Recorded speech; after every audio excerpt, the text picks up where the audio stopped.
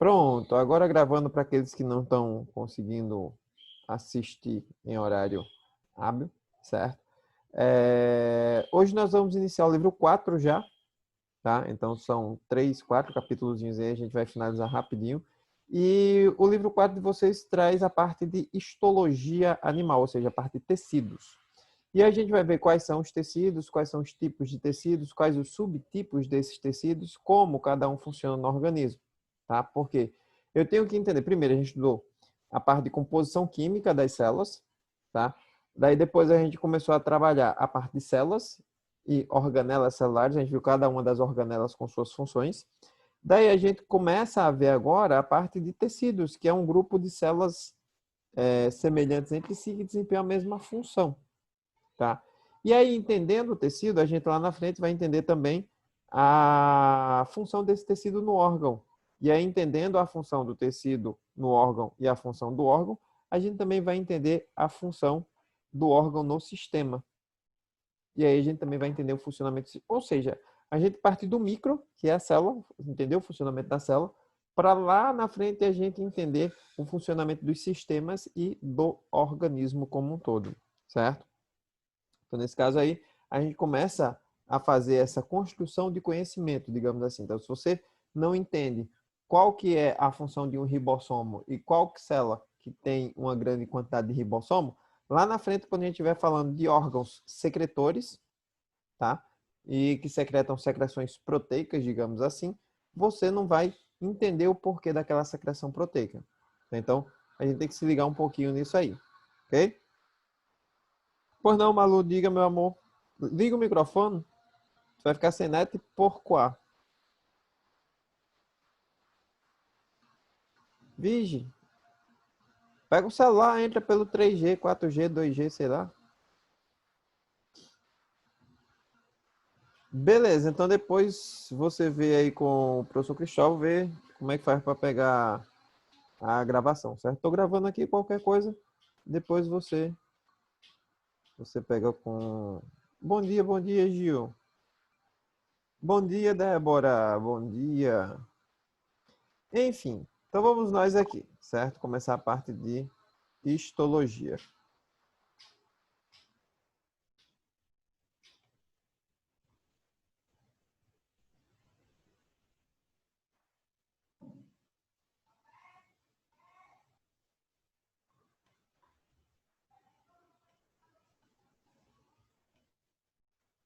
Pronto, tá aqui, ó. Histologia animal, certo? Ou seja, tecidos animais.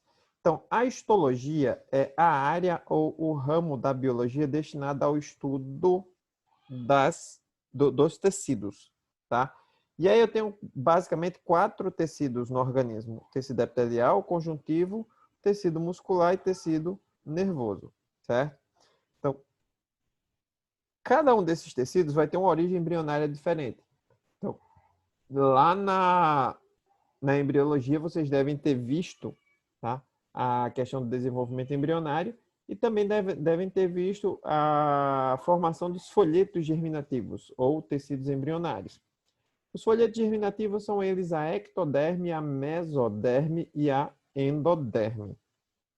Daí o que acontece? O tecido epitelial, ele vai ser o único tecido que vai ter origem ecto, meso e endodérmica. Então, ele é um tecido que pode se originar de qualquer um dos 3 folhetos germinativos.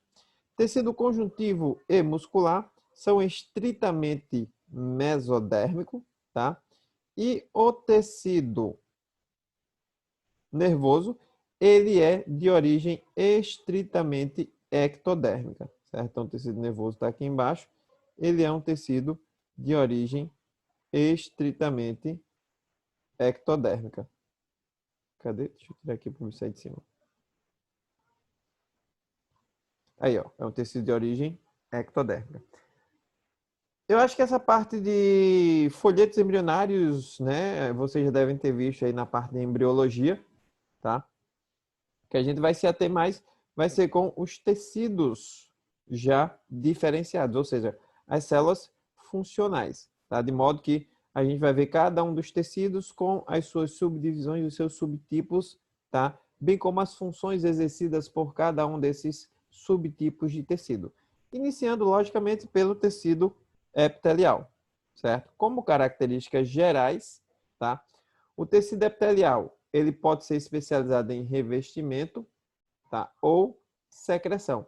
Então, ele vai ser especializado em revestir e proteger superfícies livres do corpo, ou externa ou internamente, bem como secretar substâncias, tá?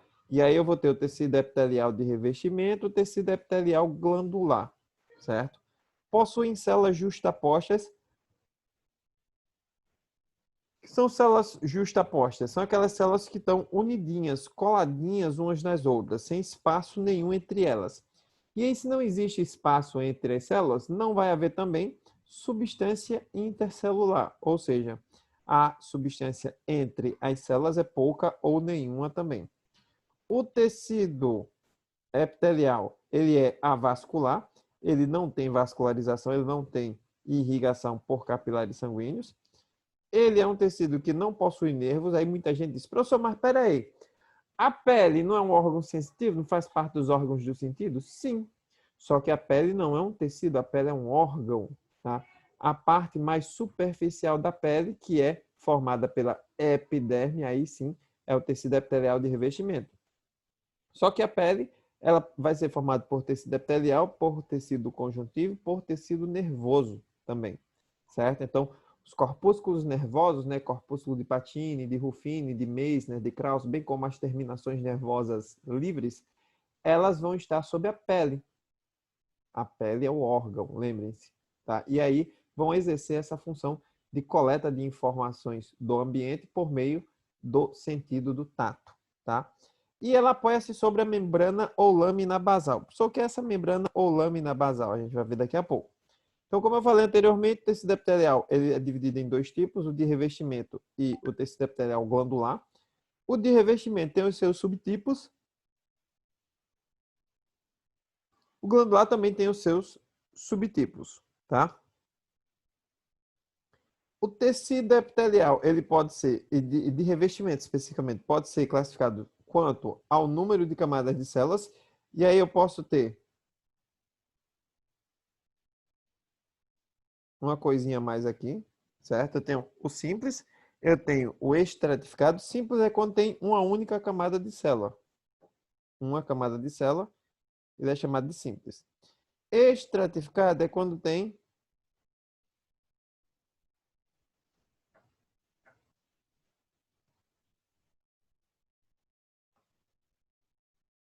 mais de duas camadas de células. Puxa, esse bicho bugou, peraí. Alô, canetinha. É porque eu tô com a mesa digitalizadora agora aí. A bicho tá bugando aqui. Então, quando eu tenho mais. Quando eu tenho mais de duas camadas. Oxi. O bicho tá tirando tá tiração comigo. Quando eu tenho mais de duas camadas. Aí eu tenho estratificado. E eu ainda tenho um tecido que ele é chamado de pseudo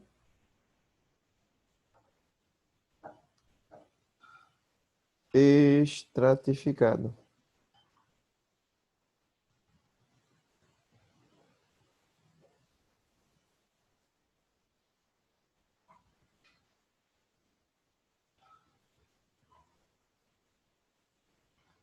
Pseudo-estratificado. O que é pseudo? Pseudo é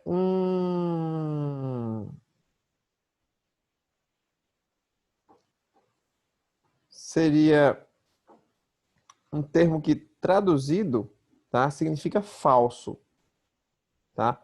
Então, pseudo significa falso, estratificado vem de estratificação de camadas. Então, é um tipo de tecido que aparenta ter mais de uma camada, mas que na realidade tem uma única camada, certo? Então, esse prefixo pseudo aí, ele significa falso. Então, é um tecido com falsa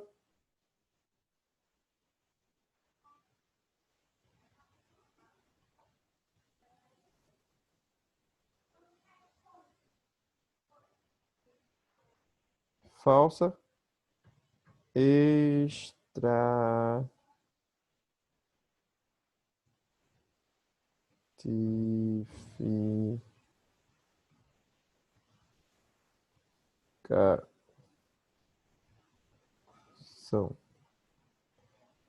Ou seja, com a pseudoestratificação ou falsa estratificação. E ele pode ser classificado de acordo com o formato das células. Células pavimentosas vão ser células que vão ter um formato mais achatadinho, certo? Vão ser células como essas aqui, ó. Deixa eu mudar a cor para vocês verem melhor. Essas células aqui são células pavimentosas. Olha o formato dela aqui. É um formato mais achatadinho. Tá? São células com uma forma mais achatadinha. Certo? Eu posso ter a célula cúbica, que é essa célula aqui, ó, que tem um formato mais quadrado. Certo? Então, essa com forma mais quadrada, ela é cúbica. E eu posso ter o cilíndrico ou prismático, que é a célula que vai ter o formato mais cilíndrico. Formato de um cilindro mesmo. Ela vai ter esse formatinho aqui. Tá? Então, vamos ver aí algumas das estruturas dessas. Tá aqui, ó. Um epitélio simples pavimentoso, ou seja, uma única camada de células. Uma única camada de células, tá? E as células achatadinhas, ó. Todas elas bem achatadinhas aqui. Eu tenho um epitélio simples pavimentoso. Isso aqui está formando o revestimento de vasos sanguíneos, tá? Esse revestimento recebe o nome de endotélio, certo? Então, esse tecido que reveste capilares, veias, artérias, recebe o nome de endotélio.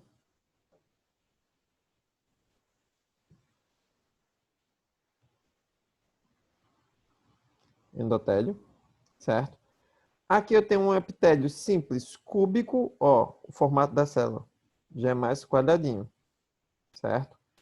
E aqui eu tenho o epitélio simples prismático ou cilíndrico, olha como as células são. Elas são células mais cilíndricas. Não sei se vocês prestaram atenção, tá? Mas eu tenho isso aqui, ó.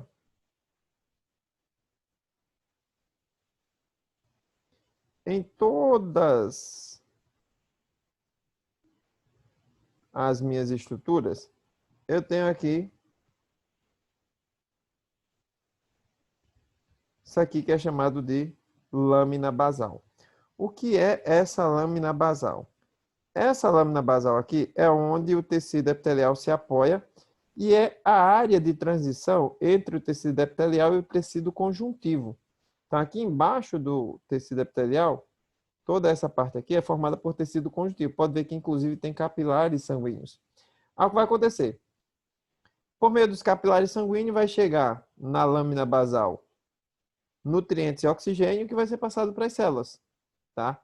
E as células, por difusão, também vai mandar de volta, tá? Através da lâmina basal, gases, no caso o gás carbônico, bem como resíduos dos processos metabólicos, que vão cair nesses capilares sanguíneos. Então, preste atenção. O tecido epitelial, ele não é vascularizado, mas a troca o recebimento de nutrientes, bem como a liberação de resíduos, se dá por meio de difusão através da lâmina basal ou membrana basal, como assim pode ser chamada. Certo? Então, pode ver que todos os tecidos eles vão estar aqui, ó, apoiados na lâmina basal. E aí, a partir dessa lâmina basal, vai ocorrer essa troca. Certo? Então, a lâmina basal vai ser uma área de transição entre o tecido epitelial e o tecido conjuntivo subjacente. Certo? Ou seja, o tecido conjuntivo que está abaixo daquele tecido epitelial. Aqui, ó, o pseudoestratificado. No pseudoestratificado, eu vou ter o seguinte. Se vocês prestarem atenção aqui, ó, eu tenho uma célula aqui que está com o núcleo lá embaixo. Ó. Eu tenho uma célula que está com o núcleo mais aqui em cima. Eu tenho outra com o núcleo aqui embaixo, certo? Outra com o núcleo aqui embaixo. Aí a outra já tem um núcleo aqui em cima. Ou seja, eu tenho um núcleo em ou núcleos, melhor dizendo, em alturas diferentes, tá? Como eu tenho núcleos em alturas diferentes, dá a impressão de eu ter várias camadas, tá? Pode ver que aqui, quando eu tenho várias camadas, os núcleos, eles ficam em alturas diferentes. E aí, como eu tenho núcleos em alturas diferentes, dá a impressão de eu ter várias camadas, quando na realidade só tem uma. Então, eu tenho uma camada de célula que aparenta ser mais de uma, e aí esta recebe o nome de pseudoestratificado, certo? Aqui eu tenho um tecido estratificado do tipo pavimentoso, queratinizado, ou seja, com queratina na sua composição, tá?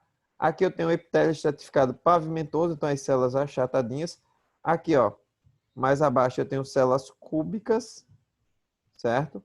E abaixo dessas células cúbicas eu tenho a lâmina basal, tá? Aqui eu tenho já células prismáticas ou cilíndricas, tanto faz. E embaixo eu já tenho a lâmina basal também, tá? Embaixo da lâmina basal o tecido conjuntivo. E aqui eu tenho um epitélio de transição. O que é um epitélio de transição? Dependendo da situação, a célula pode se apresentar num formato mais achatadinho, certo? Que é um formato mais pavimentoso, tá? A célula pode se apresentar num formato cúbico ou ela pode se apresentar em um formato cilíndrico, tá? Isso vai depender de quê? Isso vai depender de como o órgão vai estar. É muito comum encontrar isso aí na bexiga urinária. E a bexiga urinária é um órgão que pode estar menor ou pode estar bem maior, dependendo da quantidade de quê? De urina, já que é um órgão de acúmulo de urina. Então, quando a bexiga ela está mais vazia, a tendência natural é as células ficarem com o formato prismático. Por quê? Porque esse formato prismático diminui essa projeção lateral da célula e faz com que o órgão ele tenha um tamanho reduzido. Quando eu começo a acumular a urina, tá? Eu vou precisar de um espaço interno maior. Daí eu já saio do formato prismático para o cúbico. E do cúbico eu saio para o formato pavimentoso, tá? Que é justamente a célula mais achatadinha. E isso vai fazer com que o órgão ele desenvolva um tamanho relativamente maior. Então as células são justapostas, elas são juntinhas, unidazinhas, justamente por conta disso, tá? Porque evita que elas eventualmente se separem, ou seja, evita o rompimento do tecido como um todo, ok? Até alguma dúvida? Dúvidas, duvidinhas? Acho que não, que isso aí é conteúdo lá de 7º ano e vocês já viram. Aqui está mostrando a pele humana. Lembrando, a pele humana não é um tecido. A pele humana é um órgão, e diga-se de passagem, o maior órgão do corpo humano, tá? E a pele ela é formada por tecido epitelial e tecido conjuntivo. Pode ver que aqui embaixo, ó, eu tenho vasos sanguíneos, eu tenho corpúsculos nervosos, tá? Eu tenho tecido conjuntivo, tudo isso aqui de preenchimento, ó. Tecido conjuntivo, propriamente dito, tá? Isso aqui que vocês estão vendo é uma glândula sudorípara, essa coisinha verdinha aqui. Aqui nós temos um folículo piloso, a base do folículo piloso, o pelo sendo produzido, certo? Aqui eu tenho uma glândula sebácea, que utiliza o mesmo ducto de secreção do pelo, certo? Enfim, a epiderme, tá? Que é a camada mais superficial da pele, ela vai ser formada pelo extrato córneo, que são as células mortas, e o extrato granuloso, que são as células vivas, tá? Abaixo da epiderme eu já tenho a derme, que é tecido conjuntivo, tá? Então, tecido conjuntivo e mais... Aí o tecido conjuntivo já tem nervos, o tecido conjuntivo já tem vasos sanguíneos, o tecido conjuntivo vai ser aonde eu vou encontrar também as glândulas, tá? Especificamente as glândulas exócrinas, tá? E ainda abaixo eu tenho a chamada hipoderme, tá? Que seria a parte do tecido subcutâneo, que já seria o tecido adiposo, a gordura que fica abaixo da pele, tá? Então, lembrando que pele não é um tecido, tá? Pele é um órgão, ok?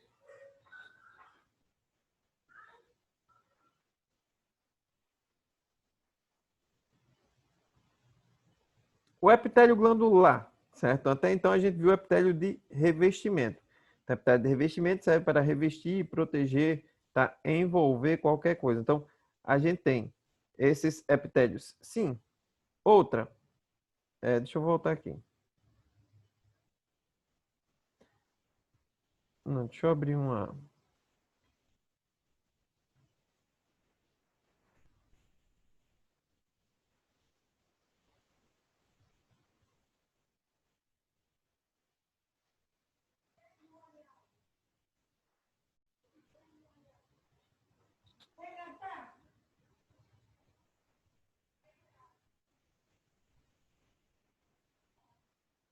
Ó, se liga só.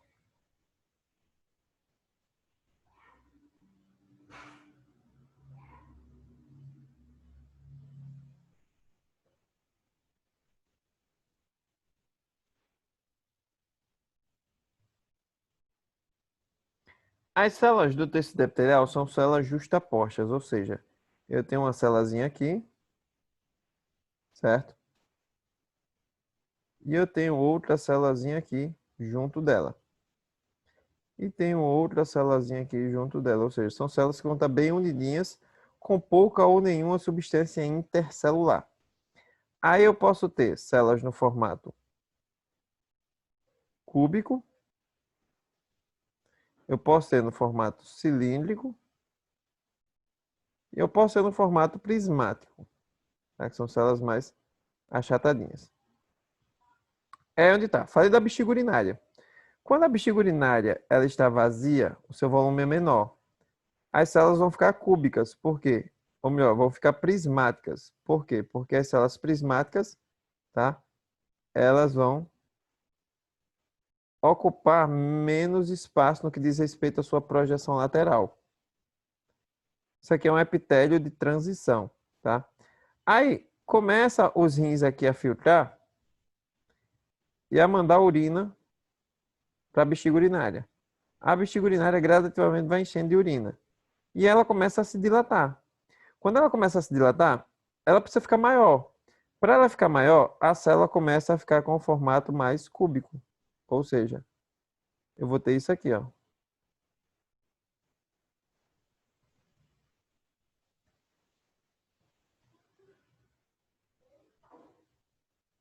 Então já dá para notar que o espaço que essas quatro células ocupam, essa projeção lateral já é bem maior que esse aqui. Essa célula aqui é prismática, certo? Essa célula aqui.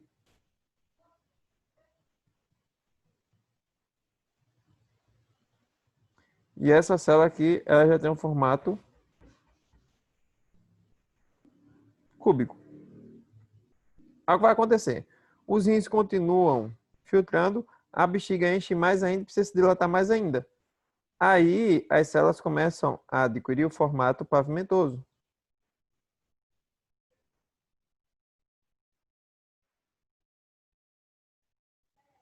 que são células mais achatadinhas. Tá? Se vocês contarem aqui, vocês vão ver que tem 4 células do mesmo jeito.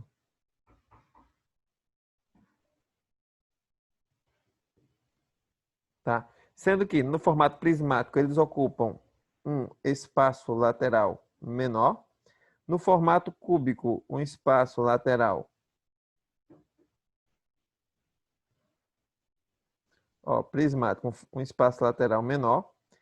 Cúbico, um espaço lateral intermediário. E a prismática ela vai ter um espaço lateral muito maior. Essa projeção por conta da forma da célula. Certo? De modo que esse epitélio que pode apresentar, dependendo da situação, os 3 formatos de células, tá? Dependendo do estado do órgão, se está mais cheio ou menos cheio, esse epitélio é chamado de epitélio de transição. Tá? Por que ele é chamado de transição? Porque a célula transita entre a forma pavimentosa, cúbica ou prismática. Tá? Então, eu tenho essa mudança ou eu tenho essa alteração no formato das células de acordo com a necessidade do órgão, certo? Até aí, tudo certo? Tudo tranquilo?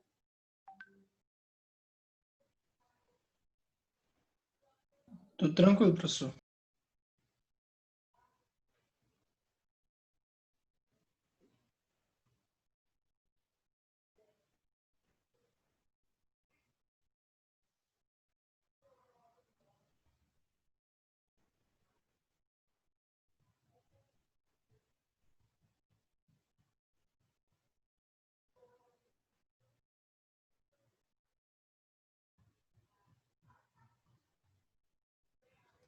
Tá aparecendo aí para vocês o slidezinho? Alvéolos Pronto, pulmonares, pleura. beleza. Beleza. Tá. Então vamos nós. Pele humana, epitélio glandular, certo? Então já chegou aqui que tem menos de 10 minutos. Então, as glândulas podem ser glândulas exócrinas, endócrinas e mistas, tá? Primeiro, qual vai ser a função do epitélio glandular? O epitélio glandular vai ter a função de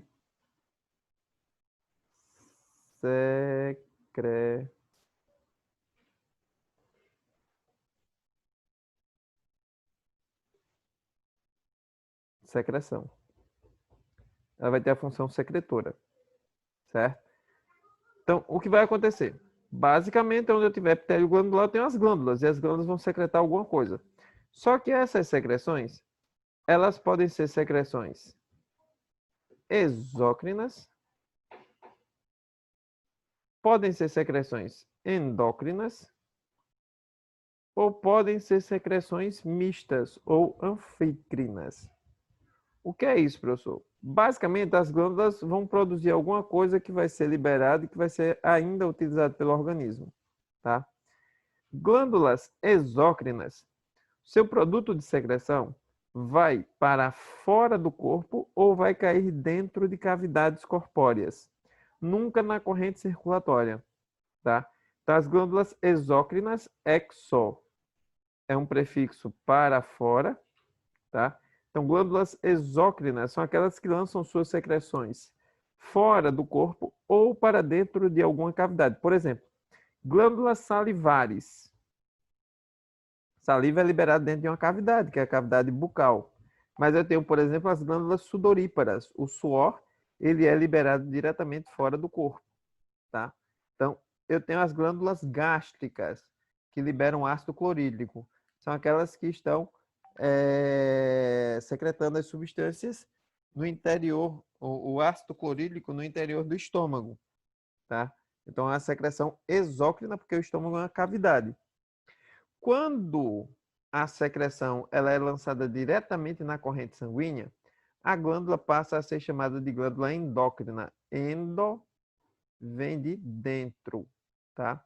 Então, a secreção que ocorre no interior dos vasos sanguíneos. E todas as secreções endócrinas, todas, sem exceção nenhuma, recebem o nome de hormônios, tá? Então, hormônios são as secreções endócrinas, hormônios. Presta atenção nisso aí, tá? As glândulas anfícrinas ou glândulas mistas, como o próprio nome já diz, elas são glândulas que têm tanto a função endócrina quanto a função exócrina ao mesmo tempo. Tá? Então, eu tenho glândulas com função endócrina e exócrina ao mesmo tempo. Essas glândulas são chamadas glândulas mistas. Na realidade, no nosso organismo só existe um representante disso aí, uma única glândula mista, que é o pâncreas. O pâncreas produz de forma exócrina o suco pancreático. Suco pancreático são enzimas que atuam no processo de digestão, ou seja, vai ser liberado na cavidade digestória. Então, quando eu libero o suco pancreático na cavidade digestória, eu estou realizando uma secreção exócrina. Mas o pâncreas também produz dois hormônios que estão relacionados ao controle glicêmico no organismo. Esses hormônios são a insulina e o glucagon. A insulina e o glucagon vão metabolizar a glicose, fazendo com que haja um aumento ou uma diminuição na sua taxa em circulação no organismo. Tá? E aí o que vai acontecer? Quando o pâncreas está liberando o suco pancreático, ele está desenvolvendo ou está desempenhando o seu papel exócrino. Quando o pâncreas ele está liberando insulina ou glucagon na corrente circulatória, ele está desempenhando sua função endócrina. Se esse mesmo órgão, se essa mesma glândula consegue realizar essas duas funções, essa glândula recebe o nome de glândula anfícrina ou glândula mista, certo? Alguma dúvida aí sobre os tipos de glândulas endócrina, exócrina e anfícrina? Dúvida, dúvida, dúvida? Então, exócrina sempre vai ser fora do corpo ou dentro de cavidades. Endócrina sempre vai ser no interior da corrente circulatória, tá? E a secreção sempre será chamada de hormônio. Glândulas anfícrinas ou glândulas mistas, tá? São aquelas que estão realizando as duas funções simultaneamente, tanto a função endócrina quanto a função exócrina, tá? E o único exemplo que a gente tem dessa glândulazinha aí é o pâncreas, tá? Aqui, ó, tá mostrando o corpo humano com as suas respectivas glândulas. Então, aqui em amarelo estão as glândulas endócrinas, aqui em verde estão as glândulas exócrinas, e aqui em azul, o único caso de glândulas mistas que nós temos, tá? Que no caso seria o pâncreas, certo? Então, eu tenho a hipófise, eu tenho a tireoide, paratireoide, certo? Eu tenho as adrenais, também chamadas suprarrenais. Eu tenho o ovário nas mulheres e os testículos nos homens, que são as principais glândulas endócrinas no nosso organismo, tá? Já as exócrinas, eu tenho as glândulas salivares, eu tenho as glândulas mamárias, eu tenho as glândulas sudoríparas, eu tenho as glândulas sebáceas, certo? Eu tenho na região nasal glândulas mucosas, tá? Cada uma das quais realizando sua secreção ou diretamente para fora do corpo ou dentro de cavidades. Nunca essa secreção se dará no interior da corrente circulatória. A partir do momento que eu tenho algo sendo secretado no interior da corrente circulatória, essa secreção passa a ser uma secreção endócrina e a secreção endócrina, toda a secreção endócrina, recebe o nome de hormônio, tá? Então, nesse caso aí, basicamente seria isso que a gente teria para falar sobre os tecidos epiteliais, certo? Tecido epitelial de revestimento, tecido epitelial glandular, tá? Não tem nenhum bicho de sete cabeças, lembrando que isso aí já está no livro 4 de vocês, certo? Frente A. Então, nós já estamos no livro 4, ok? Então, dê uma olhadinha lá no material. Eu vou abrir as atividades remanescentes do livro 3 para que vocês façam. Eu acho que o último capítulo do livro 3, a atividade do AVA ainda está por fazer, que a gente finalizou semana passada. E aí já dá para a gente abrir também a atividade relacionada com tecido epitelial, certo? Então eu vou abrir essas atividades para vocês. Assim que tiver aberta, eu já aviso lá no grupo para que vocês fiquem atentos aos prazos, ok? Tudo certo, tudo tranquilo. Então por hoje nós vamos ficando por aqui, certo? Faltam 2 minutinhos aí para finalizar, o aplicativo já está me avisando, certo? Bom restinho de semana, bom finalzinho de semana para vocês e até a próxima sexta-feira. Valeu!